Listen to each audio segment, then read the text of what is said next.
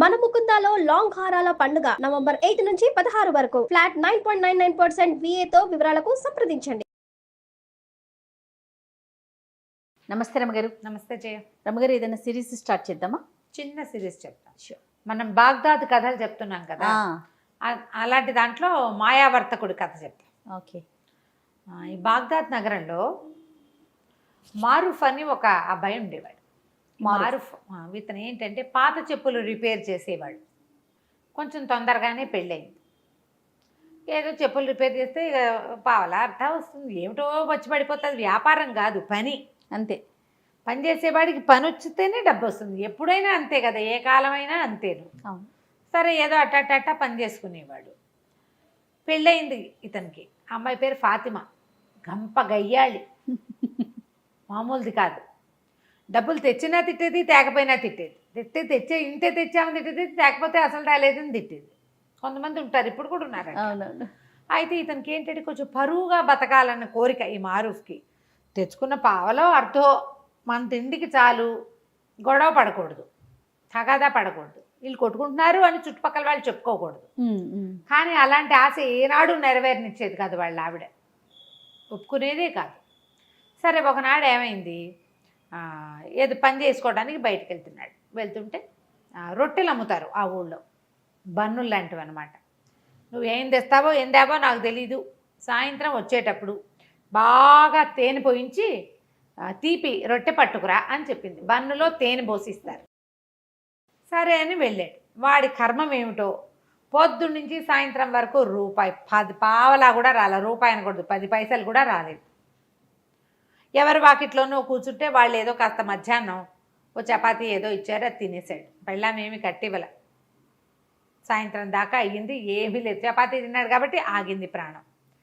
ఏం చేయాలో తెలియలే. ఇంటికి వచ్చే దారిలో ఆ రొట్టెల దుకాణం కనపడింది. ఆ దుకాణాన్ని చూసేసరికి వీడి కళ్ళలో నీళ్ళు రావటం మొదలుపెట్టి, ఇప్పుడు ఇంటికి వెళ్తే అది ఏం గోల్ చేస్తుందో, చుట్టుపక్కల వాళ్ళ పెళ్ళానికి రొట్టె కూడా కొనిపెట్టలేడంటే ఎంత పరువు తక్కువ అని కాస్త బికమహం వేసుకుని ఆ చెట్టు దగ్గర నుంచుంటే కంట్లో నుంచి నీళ్ళు వస్తున్నాయి వాడికి దుఃఖంతో. పరువుగా బతుకుతామంటే ఒక్కరోజు పరువైన రోజు లేదే బతుకులో. ఇలా చింతిస్తుంటే ఆ దుకాణం యజమాని ఏదో గిన్నెతో నీళ్ళు తీసుకొచ్చి చెట్టు దగ్గర పోయటానికి వచ్చి చూశాడు. ఎరా మారూఫ్, ఏంట్రా సంగతి అన్నాడు. అన్నాక ఏమరా అలా ఏడుపు మూత పెట్టుకున్నావు అనేసరికల్లా, ఏం చేయనన్నా, ఒక్క పావలా గిట్టుబాటు కాలేదు ఇవాళ. మధ్యాహ్నం ఆ ఫలానా వాళ్ళు ఎవరో ఒక చపాతీ పెట్టారు, తిన్నాను. మా ఆవిడ ఇంట్లో ఏం చేస్తుందో నాకు తెలీదు, బాగా తేనె పోయించి రొట్టెదే మంది, పావలా అయినా వస్తే నీకు ఇచ్చి తీసుకుందును, 10 పైసలు కూడా రాలేదన్నా ఈ పూట. ఇంటికి వెళ్ళాక అది ఏం గోల్ చేస్తుందోనండి భయంతో ఇక్కడే నుంచున్నాను.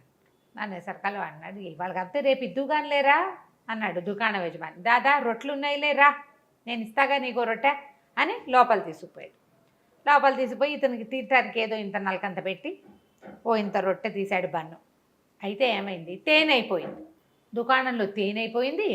మేము పంచదార పాకం వేస్తున్నాను రా, మా దుకాణాలు అందరూ తినేస్తారు, ఎవరు ఏమనరు, మీ ఆవిడ కూడా పాకం పోసిస్తానని పల్చటి పంచదార పాకాన్ని ఆ రొట్టె నిండా పోసి ఆ పంచదార రొట్టె పుచ్చుకొని మారూఫ్ ఇంటికి వచ్చాడు. ఫాతిమా వాకిట్లో రెడీగా ఉంది. ఏం చేసుకొచ్చావు అని అడిచింది. తెచ్చానే రొట్టె అన్నాడు. ఆ రొట్టె తీసుకుంది ఆవిడ స్పీడ్గా.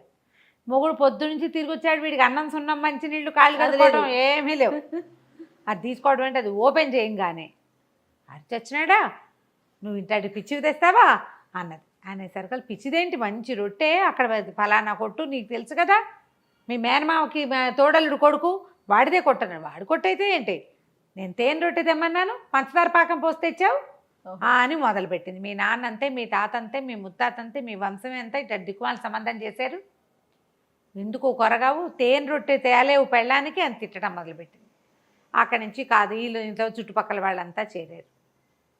ఏమిటి అన్నారు. అనేసి అన్నాక ఒకళ్ళిద్దరు అన్నారు, ఏమొచ్చిందే మాయరోగం, రెండు ఒకటే కదా, ఏం పెద్ద తేడా ఉంటుంది, ఆ తేనె అయితే ఏమిటి, పంచదార పాకం అయితే ఏంటంటే నాకు అక్కర్లేదని రొట్టె ముక్కలు చేసి అక్కడ పడేసింది. అంతది. ఇక ఇంకా గొడవ ఆడుతూనే ఉంది. వాళ్ళ మామూలుగా గొడవలు మొదలయ్యేసరికి మనమే ఏం చేస్తాం, అమావాస్య నాడు అట్టేటేవా, పున్ననాడు పాపేసావా అని అడుగుతుంటాం. ఎక్కడికో వెళ్తాం. మన పెళ్ళైన రోజున, మన పెళ్ళప్పుడు మీ అమ్మ, మీ నాన్న, మీ చెల్లి, మీ అక్క, నువ్వు ఇలాగే తెగ తిట్టిపోసింది. తిట్టిపోసేసి మొగుడిని ఒక మొట్టికాయ కొట్టింది. బతిమలాడాడు, బాగుంటుంది రొట్టె తినవే తినవే అంటే ఏం చేస్తాడు వీడు, పొద్దున ఎప్పుడో తిన్న చపాతి ఆవిడ వండుకు తినేసింది, సాయంకాలం స్వీట్ కోసం ఇది దెమ్మంది. ఓహో. ఇక అక్కడ కూర్చుని మెల్లిగా రొట్టె ముక్కలు 4 నోట వేసుకున్నాడు. అయిపోయి అక్కడి నుంచి తెగ తిట్టిందా. మొగుడు మళ్ళీ ఇంకో మొట్టికాయ కొట్టడానికి వచ్చింది. అతను ఒక తోపు తోసాడు. తోపు తోసేసరికి ఇంకేముంది మొగుడు నన్ను చంపేస్తున్నాడని కేకలు పెట్టింది. పెట్టేసరికి చుట్టుపక్కల వాళ్ళంతా మళ్ళీ చేరారు. ఆ అమ్మాయిని కేకలేశారు, వీడిని కేకలు. ఏం కొట్లాటాలు రా, ఇంత కొట్లాడుకుంటే ఎట్లా, ఈ పట్టు విడుపు లేదు మీకు అని కేకలేశారు. ఈ అమ్మాయి ఏం చేసింది, నేను సొంటి పట్టేసుకుంటా, ఆ పట్టేసుకుంటా, ఈ పట్టేసుకుంటా అని చెప్పింది. అసలు దానికి దెబ్బలే తగల్లా, తోసాడు అంతే. అదే 2 మొట్టికాయలు కొట్టింది. 2 మొట్టికాయలు చెప్పాం కదా. అక్కడి నుంచి ఏమైంది, తెల్లారేసరికల్లా పెళ్ళాం ఇంట్లో కనపడలేదు. ఏం చేస్తుందో అనుకున్నాడు. కొంచెం ఆవిడ ఆ పని ఈ పని చేసుకుని సామాన్లన్నీ సరి చేసుకుని మళ్ళీ చెప్పులు రిపేర్కి వెళ్ళాలి కదా. ఆ రిపేర్ సామాన్ల బ్యాగ్ సవరించుకుని వీడు బయటికి వెళ్ళబోతుంటే 2 సైనికులు వచ్చారు. ఈ సైనికులు అన్నారు, పద కాజీ గారు నిన్ను పిలుస్తున్నారు, మీ ఆవిడ నీ మీద రిపోర్టు తెచ్చిందన్నారు. వీళ్ళిద్దరూ ప్రభుత్వాధికారులు, ప్రభుత్వపు సైనికులు. వీళ్ళు మోసపోయారు అక్కడికి. కాజీ గారి దగ్గరికి వెళ్ళేసరికల్లా వాడు, ఎరా పాపిష్టివాడా, దేవుడిచ్చిన పెళ్ళాన్ని జాగ్రత్తగా చూసుకోవడం రాదు, దీన్ని చేయి విరకొట్టి పళ్ళరాలు కొడతావా అన్నాడు.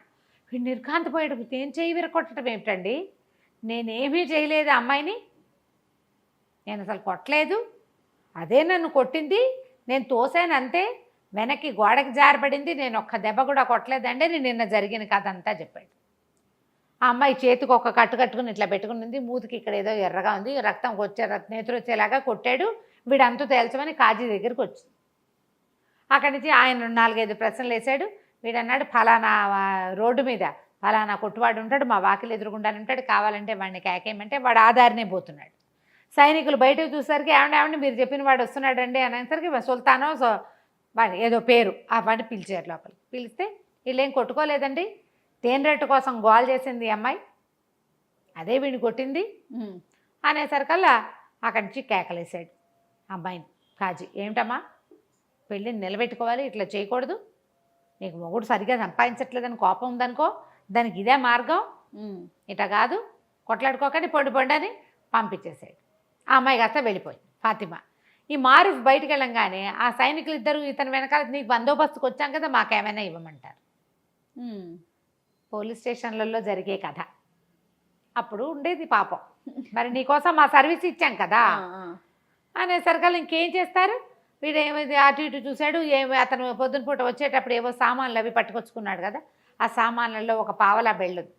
ఆ పావలా చేతిలో పెట్టాడు. అన్నాడు, నన్ను వదిలేయండి, నా దగ్గర ఇంకేమీ లేదన్నాడు. తన ఇంటి వైపుకి నడిచి వెళ్ళాడు. ఈ లోపల ఎవరో చెప్పులు రిపేర్ అనేసరికల్లా అటువైపు వెళ్ళేసరికి మళ్ళీ 2 సైనికులు వచ్చారు. ఇంకో కాజీ గారి దగ్గరికి వెళ్ళింది అమ్మాయి.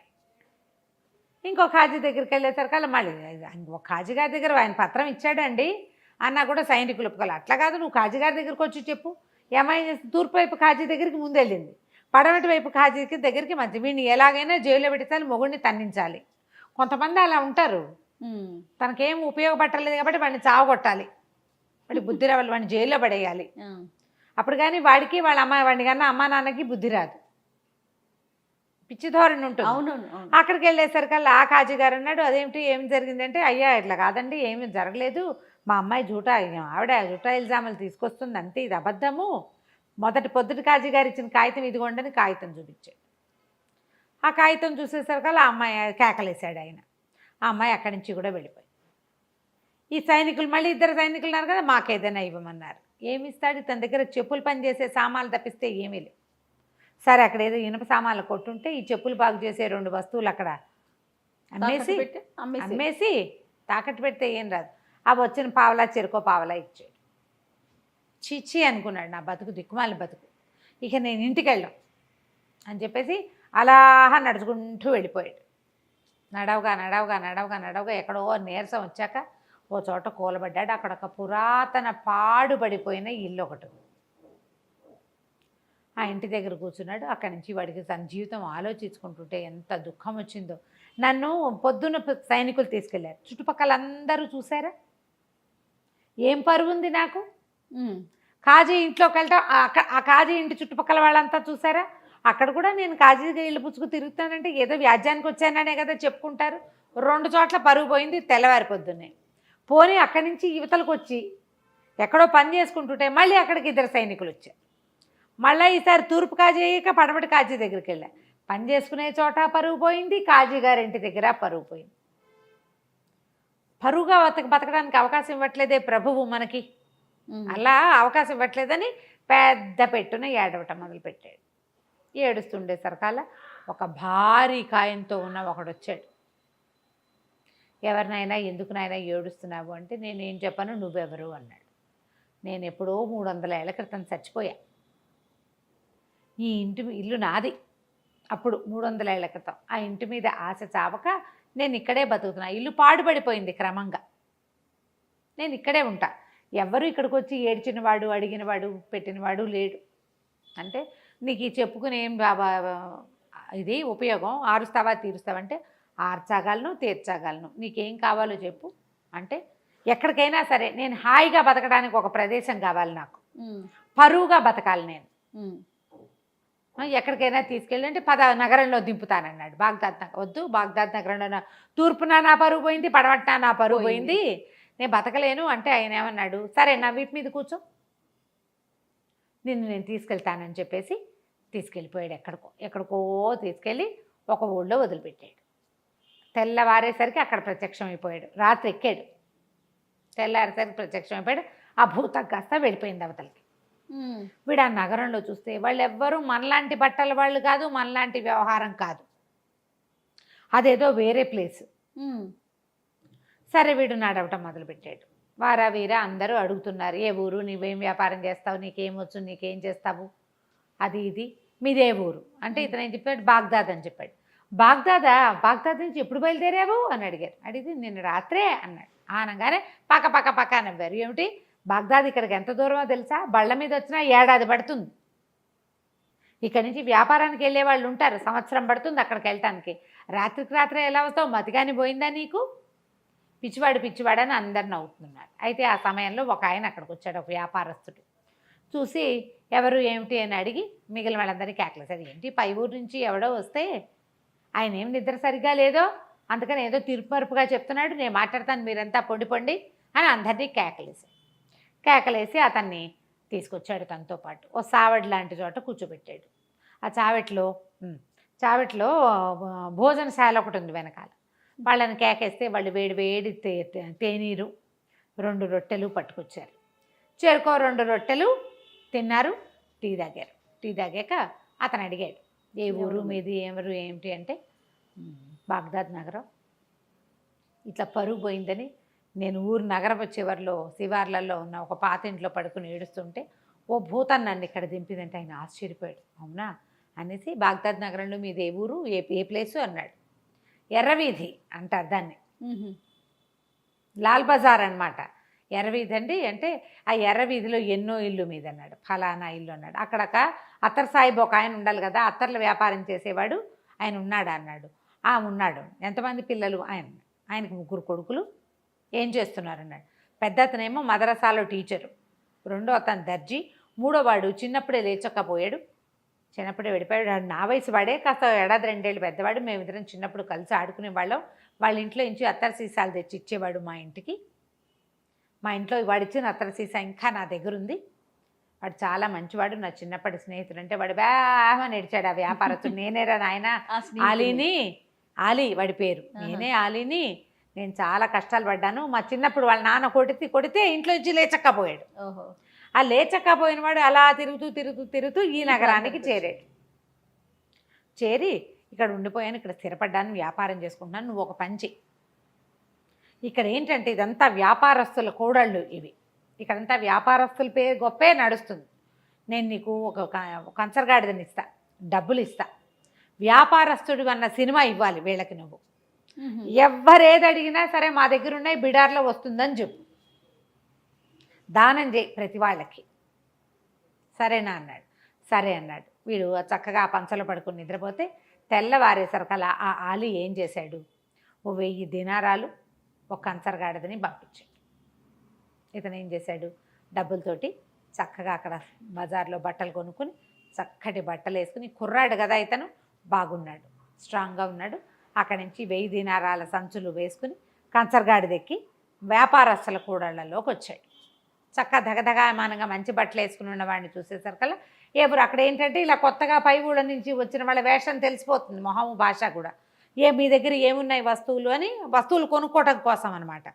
మీ దగ్గర ఏమున్నాయి, అవి ఉన్నాయా, ఇవి ఉన్నాయా, మీకు పట్టు వస్త్రాలు ఉన్నాయా, మీ దగ్గర సుగంధ ద్రవ్యాలు ఉన్నాయా, అక్కడి నుంచి ఏమో ఇవి ఉంటాయి కదా మన మిరియాలు, అవి స్పైసెస్ అవి ఉన్నాయా, ఇవి ఉన్నాయి. ఓహో బేళ్ళు ఉన్నాయి, కొల్లలు ఉన్నాయి, నా దగ్గర అవి ఉన్నాయి, నా దగ్గర ఇవి ఉన్నాయని చెప్పాడు. వాళ్ళు ఏది అడిగితే అది ఉందంటాడు.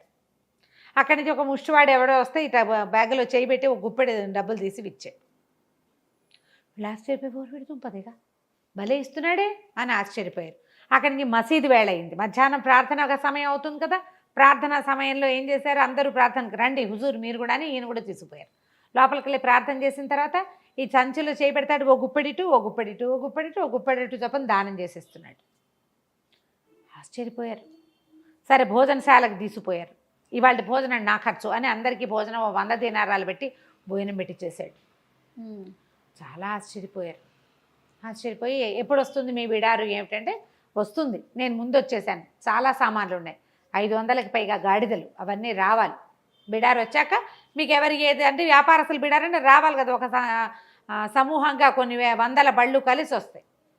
నేను తొందరగా వచ్చేసా, అవన్నీ ఏర్పరిచి నేను వచ్చేసాను అన్నాడు. అక్కడి నుంచి దానం అన్నాడు. ఇక్కడ చాలామంది ఉన్నారు బిచ్చగళ్ళు. ఈ లోపల ఒక ముసలి బిచ్చగత్తకి దానం చేస్తే ఆ బిచ్చగత్త పోయి ఎవరికో చెప్పింది. ఓ 25 మంది వచ్చారు.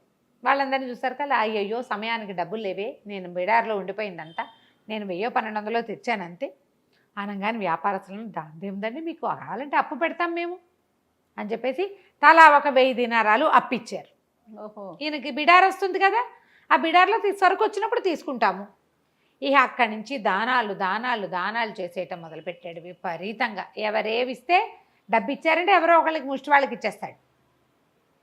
ప్రజలు వీళ్ళంతా ఆశ్చర్యపోతున్నారు. క్రమంగా రోజులు గడిచే కొద్దికి ఆ బిడార్ వచ్చే జాడలేదు, వీడికేమో అప్పు పెరిగిపోతుంది. డబ్బులు అయిపోయినా ఇవ్వండి అంటాడు. వాడికి పరువుగా ఉండాలి, వాడి కోరిక అది. పరువు అంటే దాన ధర్మాలు అలాంటివి చేస్తూ ఉండాలి, బాగా ఎంత గొప్ప అనుకోవాలి, తన సొమ్ము కాదు మళ్ళీ. అలాగే చేశాడు. చేయగా చేయగా చేయగా చేయగా చేయగా రోజులు గడిచేసరికి వ్యాపారస్తులకు భయం పట్టుకుంది. 60,000 దినారాలు అప్పు పడ్డాడు వాడు. వాడు మాత్రం హుందాగానే ఉన్నాడు. హుందాతనానికి ఏమీ లోట్లేదు. అది వచ్చాక ఇస్తాను అంటాడు. అయితే అందరూ అలీకి చెప్పారు, నువ్వు నీ పరిచయస్తుడని చెప్పావు, నీ పరిచయస్తుడన్నావు, మరి ఇతనేమో ఇట్లా అప్పులు పెట్టేసేసాడు అనేసరికల్ అతను పరిగెత్తుకుంటూ వచ్చాడు. అలీ, ఊరి నీ దానాలు మండ, నీ గొప్ప పాడుగాను ఇట్లా చేసావేమిట్రా నాయనా, ఈ అప్పంతా ఎట్లా తీరుస్తావు, ఇంత అప్పు ఎట్లా కుదురుతుంది, ఇది చాలా పొరపాటు, ఏదో ఒకటి చేసి తప్పించుకో ఇక్కడి నుంచి. ఇప్పుడు అలీ చెప్పలేడు, ఎందుకంటే ఇతను చాలా గొప్పవాడని, తను చాలా అద్భుతమైన వ్యక్తి అని మొదట్లో వాళ్ళందరికీ చెప్పాడు ఇతను. అతని భరోసా మీద వీళ్ళు అప్పిచ్చారు. ఇప్పుడు భరోసా పోయింది, వీడి గొప్పతనం అవుతుందో లేదో తెలీదు. దాంతో చాలా భయం పట్టుకుంది వీడికి. అలీకి చెప్తే సరే ఇతనేమన్నాడు, ఏం పర్వాలేదు, ఏదైతే అదవుతుందో చూసుకుందామన్నాడు. ఏం చేశాడో చూద్దాం మనం మళ్ళీ. ఓకే, కానీ వాడి ధైర్యానికి చూడండి. కొంతమంది ఉంటారు కదా అట్లా. రమ్మగారు అసలు ఆలోచించారు. అదే మరి. రైట్, నెక్స్ట్ ఎపిసోడ్ చూద్దాం మరి. అలాగే. నమస్తే అండి. నమస్తే జయ. నమస్తే రమ్మగారు. నమస్తే జయ. రమ్మగారు, మనం మాయావర్తకుడు ఈ సిరీస్ చెప్పుకుంటున్నాం కదా, నెక్స్ట్ భాగంలోకి వెళ్దామా? 2వ భాగం. మారూఫ్ బోళ్ళని అప్పులు చేసేసుకున్నాడు. 60,000 దినారాలు అప్పుపడ్డాడు. ఈ 60,000 దినారాలు అప్పుపడినటువంటి ఈ మాయావర్తకుడు సంగతి ఆ ప్రాంతపు నవాబు గారికి తెలిసింది. ఆయన ఆశ్చర్యపోయాడు. అంత డబ్బుందా, అంత పెద్ద బిడారుందా, వాడిని నమ్మి ఇచ్చారంటే ఉండే ఉంటుంది అని. ఆయనకి ఏంటంటే ఈ సుల్తాన్కి కొంచెం పిసినారు వాడు. ఆయన డబ్బు ఖర్చు పెట్టడం పెద్దగా ఇష్టం ఉండదు. కూతురికి పెళ్లి చేయాల ఆయన. ఎవరికైనా ఏమైనా ఇచ్చి పెళ్లి చేయకుండా ఎవరి దగ్గర నుంచి ఏమైనా పుచ్చుకుని చేద్దామంటూ అనుకుంటున్నాడు. ఓహో, అలాంటి ధోరణి ఉన్నవాడు. అయితే ఆయన తన వజీర్ని అడిగాడు, వాడెవడో అంత బ్రహ్మాండ నాయకుడు ఒకడు ఊళ్ళోకి వస్తే వాడిని మనకు పరిచయం చేయొద్దు, వాడి దగ్గర చాలా సంపద ఉంటే మన పిల్లనిచ్చి పెళ్లి చేద్దాం అన్నాడు. అనగానే వజీర్ నిర్ఘాంతపోయాడు. అదేమిటి, అప్పు పెడుతున్న వాడికి, అప్పులు పుట్టించుకుంటున్న వాడికి ఇచ్చే పెళ్లి చేస్తారు పిల్లని, చూద్దాం అనుకున్నాడు. అన్నీ వాకప్ చేశాడు. మరి పెళ్లి సంబంధం అంటే వాకప్ చేసుకోవద్దు. వాకప్ చేసిన తర్వాత ఏమన్నాడు, వాడి బిడారు దరిదాపుల్లో లేదు, వాడిని గుర్తుపట్టిన వాడు ఆ అలీ అన్నవాడు. మొదట వీళ్ళ నాన్న ఫలానాది, వీళ్ళు చాలా గొప్పవాళ్ళు అని చెప్పాడు. వాడికి కూడా వీడు బాకీ పడ్డాడు. ఆ అలీకి కూడా బాకీ పడ్డాడు. ఊళ్ళో వర్తకులందరూ ఎలాగో వీడి దగ్గర నుంచి సరుకుల్లో సామాన్లో తీసుకోవచ్చు అన్న ఉద్దేశంతో అప్పులు పెట్టారు. 60,000 దినారాల అప్పు ఉంది. అంత అప్పుల్లో ఉన్నవాడికి పిల్లనెట్టా ఇస్తామండి, అట్ట పనికిరాదన్నాడు. ఎట్లా ఇస్తాం? అవును కదా. అనగానే రాజు కొళ్ళు వండిపోయింది ఆ సుల్తాన్కి. ఊరి దుర్మార్గుడా, ఇదివరకు ఎప్పుడో మా పిల్లని అడిగావు నువ్వు పెళ్ళికి, వజీర్కి ఏమి ఇస్తామని నేను వద్దన్నాను, నువ్వు ఊరుకుని ఇంకో పెళ్లి చేసుకున్నావు. కానీ అది మనసులో పెట్టుకుని మా అమ్మాయికి గొప్ప వర్తకుణ్ణి ఇచ్చి పెళ్లి చేసే అవకాశాన్ని నువ్వు చెడగొడుతున్నావు, వెళ్ళిపోవు నా కళ్ళ ముందు నుంచి అన్నాడు. అనగానే వజీర్ నాలుగు ఖర్చుకుని మీ ఇష్టం అండి, మాట్లాడి పెట్టమంటే మాట్లాడతా.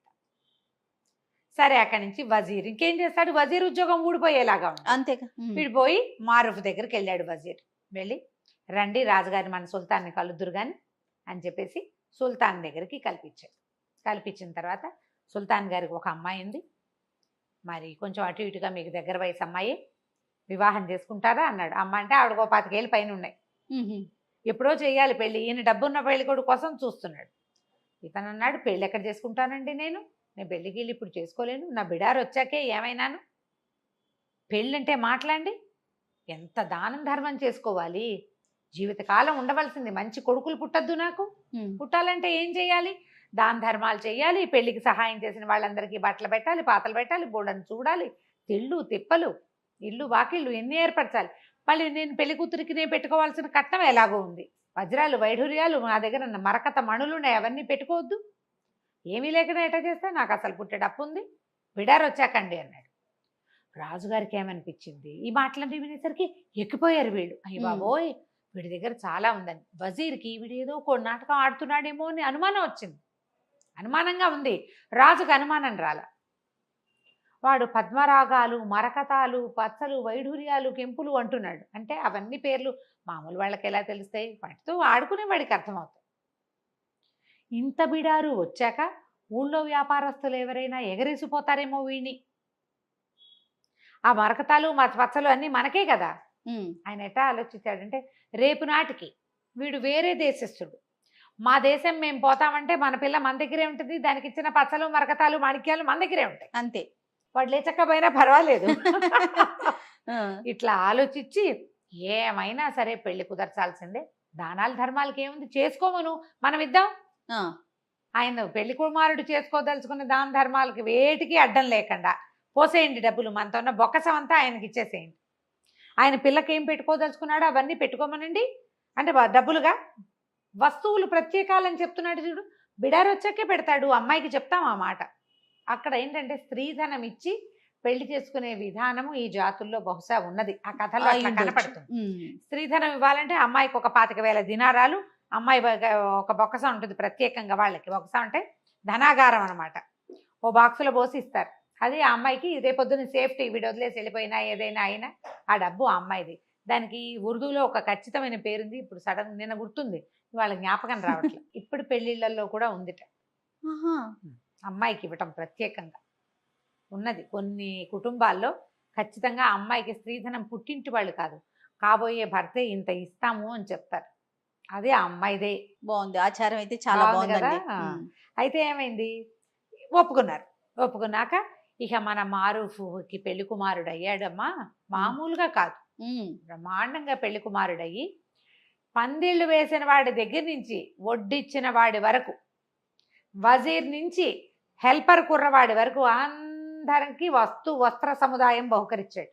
పెళ్లి కుమార్తెకి 50,000 దినారాలు చదివించాడు, 5 రోజులు విందు చేయించాడు, అన్ని మంగారు డబ్బులతోటి, మామగారివే డబ్బు, మనకి లేవు కదా, లేవు. సరే పెళ్ళైపోయింది. పెళ్ళైపోయాక అంతా హడావిడంతా సర్దుమణిగింది. సరే అమ్మాయిని అబ్బాయిని కలిపారు.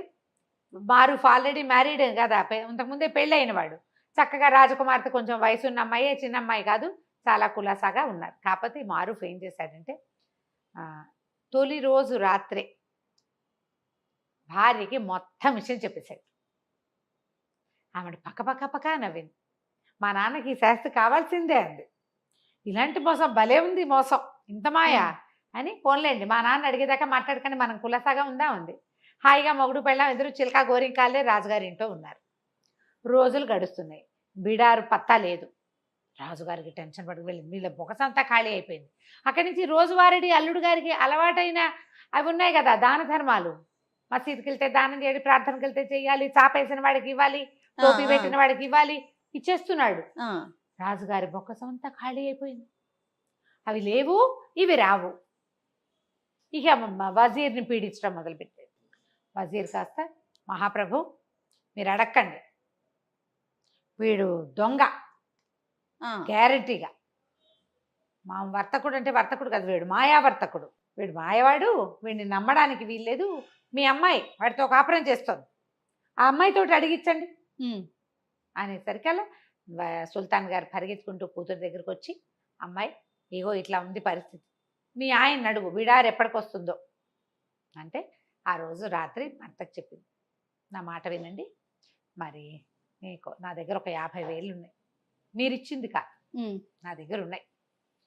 ఆ అమ్మాయి జమ చేసుకుంది, వాళ్ళు వీళ్ళు ఇచ్చిన డబ్బులు, ఏదైనా తండ్రి ఏదైనా బర్త్డేలకు ఇచ్చింది, ఆ అమ్మాయి ఖర్చులకు ఇచ్చినవి అవన్నీ పక్కకేసి పెట్టుకుని, మీరు ఇచ్చిన బాక్స్ బాళంగా బాక్స్ అట్లాగే ఉంది, అది ముట్టుకోరట, ఖర్చు కూడా పెట్టట్టు, దాన్ని ఇస్తాను, ఇవి పుచ్చుకుని వెళ్ళిపోండి, ఎక్కడో చోట బతకండి, వస్తాడని చెప్తా మా నాన్నకి. కొద్ది రోజుల వరకు నువ్వు వస్తావు, బిడార్ కోసం వెళ్ళాడు వస్తాడు అంటే ఓ నెల రోజులు ఆగుతాడు కదా, ఆ నెలలో నువ్వు నీ దేశం చేరిపోతావు, ఏదో ఒక దేశం చేరిపోయి ఏదైనా చిన్న వర్తకం చేసుకుని బతకండి అని చెప్పేసి సరే ఇతను 50,000 దినారాలు పుచ్చుకుని ఏం చేస్తాడు, అయ్యో ఇంత చక్కటి భార్య, ఇంతకుముందు రాకాసి మొహంది అది, ఇంతకుముందు ఉన్న భార్య ఏమిటి 3 కాజీల దగ్గరికి తిప్పింది కదా, వాళ్ళంత డబ్బులు, పైగా తనే దెబ్బలు కొట్టుకుని వీడే కొట్టాడు అంటుంది, దుర్మార్గురాలు.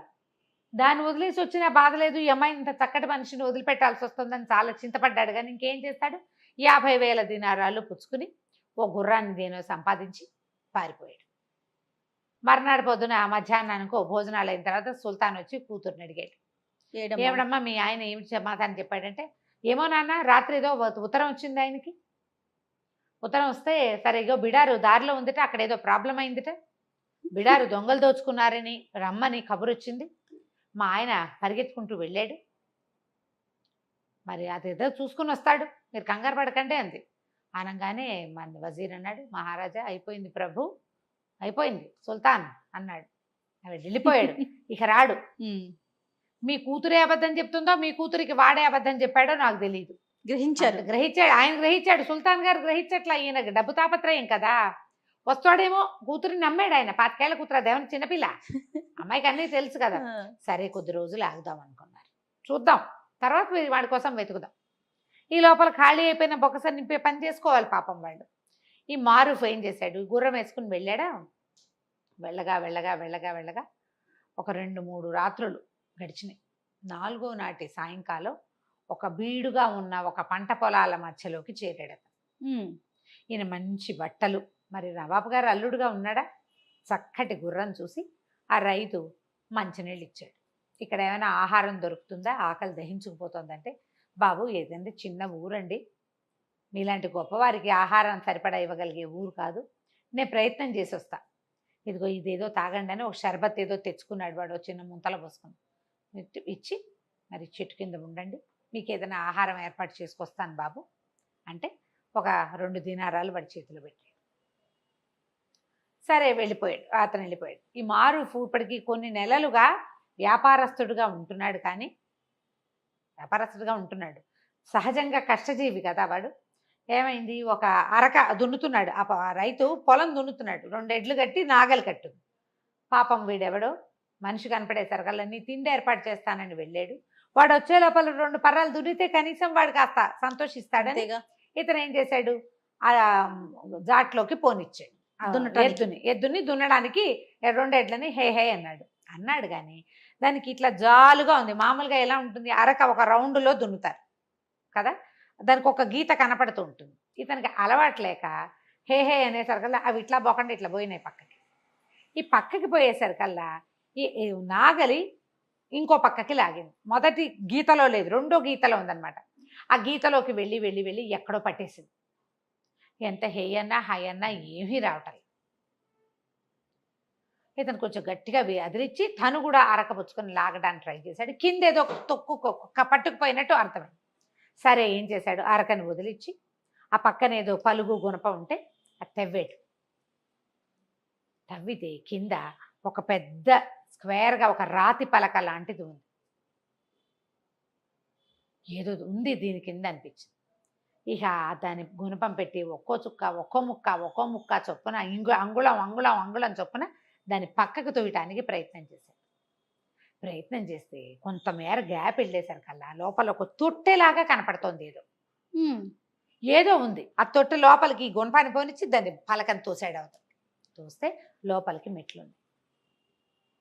ఇది ఒక నిమిషంలో జరిగిన పని కాదు, ఒక గంట టైం తీసుకుంటుంది కదా. అతను భోజనం వండించడానికి వెళ్ళాడు. మొత్తం పొలాలన్నీ నిరాబాగా ఖాళీగా ఉన్నాయి, ఏమీ లేదు. ఆ మెట్లు కనపడేసరికల్లా ఇతను ఏం చేశాడు, ఆ గుణపాన్ని బయటికి తీసేసి ఆ మెట్ల కొంచెం ఇంతే తోసాడు. మొత్తం తొయిలేపోయాడు. కొంతమేర తోస్తే మెట్లు కనపడ్డాడు.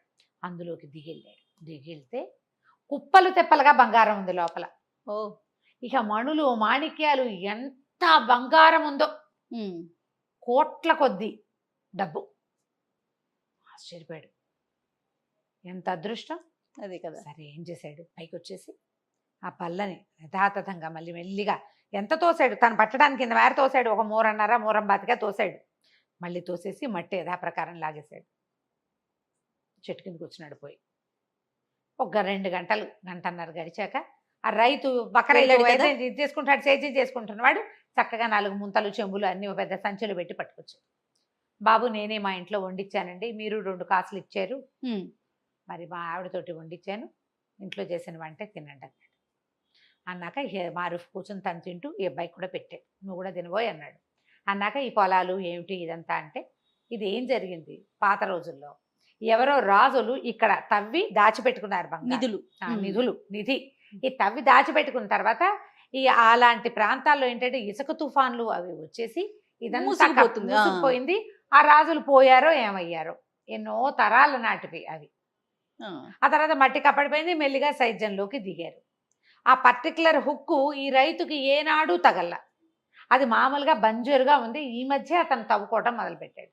ఏమన్నాడు, బాబు ఇక్కడ ఏం పెద్దగా పంటలు పాడు ఏం పండవండి, ఇట్లాగే ఎడారిగా ఉంటుంది, సరే ఏదో ఒకటి చేద్దామని నేను ప్రయత్నం మొదలుపెట్టాను, ఇప్పుడేనండి తవ్వు చేస్తున్నాం అంటే ఈయన ఏమన్నాడు, అరే అబ్బాయి నీకు 50,000 దినారాలు ఇస్తా, ఇది మొత్తం నాకు అమ్మేసి అంటే. ఆశ్చర్యపోయాడు. 50,000 లెక్క పెట్టుకోవడం లేదే ఇదిపోయాడు రైతు. బాబు అంత గొప్ప పని చేస్తారండి, చేస్తా, నేను ఇక్కడే ఉంటా, నాకు ఒక షెడ్ వేయటానికి సహాయం చేయను, ఒక గుడారం వేసుకోవడానికి సహాయం చేయి, ఈ నేల కావాలి నాకు, నా బిడారు రాబోతోంది అని చెప్పాడు. రైతు చాలా సంతోషించాడు.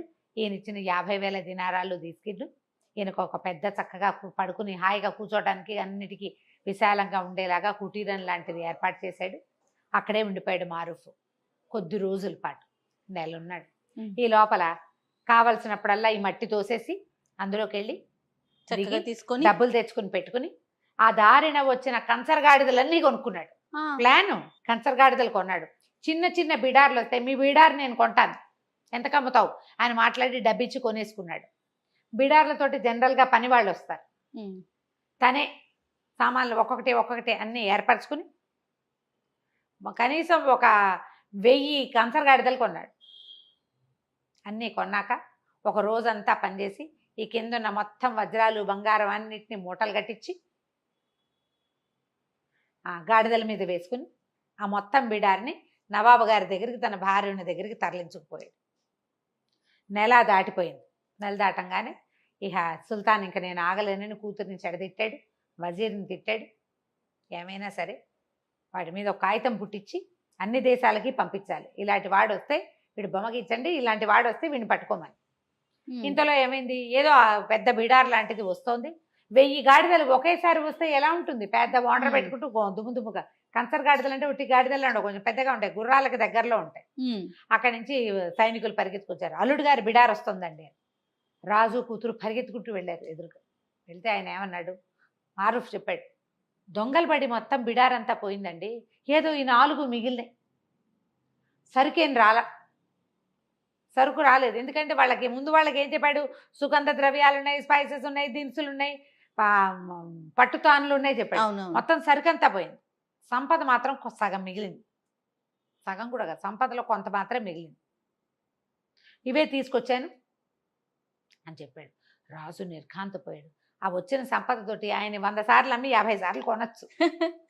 చాలా ఆశ్చర్యపడి మొత్తం గాడిదలు తెచ్చిన అవన్నీ వీళ్ళు దాచుకోవటానికి ఒక పెద్ద బిల్డింగ్ కట్టుకోవాల్సి వచ్చింది వాళ్ళు. అంతుంది ఆ కింద. ఆ తర్వాత మారుఫే ఆ రాజ్యానికి సుల్తాన్ అయ్యాడు. అప్పులన్నీ తీర్చేశాడు. అప్పటి నుంచి పిచ్చిదానాలు మానేశాడు. వ్యాపారం చేయటం మొదలుపెట్టాడు. తన స్నేహితుడు అలీని సహాయకుడుగా పెట్టుకున్నాడు. ఈ వజీర్ ఈయన కొంతకాలం రాజుగారికి వజీర్గా ఉన్నాడు.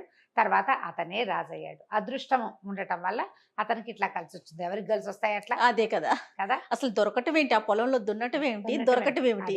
కాకపోతే అతను డబ్బు వస్తే తను అందరి దగ్గర తీసుకుంది దానం చేయటం వల్లే అతనికి లాభించిందని భావించాడు అనమాట. దానగుణం. కథ కంచికి మనం ఇంటికి. నమస్తే రమ్య గారు. నమస్తే.